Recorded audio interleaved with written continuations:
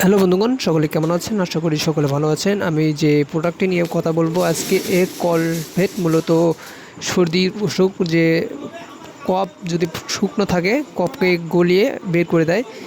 নির্দেশনা হচ্ছে এটিতে রয়েছে ব্রোমোহ্যাক্সিন এবং হাইড্রোক্লোরাইড বিপি 100 মিলিগ্রাম ফার্মাসিউটিক্যাল, এবং এটি গবাদি পশুর মধ্যে 5 মিলি একটি ট্যাবলেট 200 কেজি, এবং ঘোড়ার ক্ষেত্রে একটি ট্যাবলেট 250 থেকে 500 কেজি, এবং বা কুকুরের ক্ষেত্রে 25 কেজি অর্ধেক ট্যাবলেট, এবং বিড়ালের ক্ষেত্রে এটি 7 দিন ওজনের ভিত্তিতে খাওয়াতে হয়, এবং অন্যান্য পশু পাখির এগুলো খাওয়ানো যায়। হাঁস মুরগির ক্ষেত্রে এটি খাওয়ানোর নিয়ম হচ্ছে যে শ্বাসতন্ত্রের বিভিন্ন সমস্যা, যেমন সর্দি, কাশি এবং গলার ঘরঘরানি থেকে শুরু করে কফ, হালকা কফ, নাক ঝাড়া, কাশে এটি অনেক কাজে ব্যবহৃত হয়। ধন্যবাদ।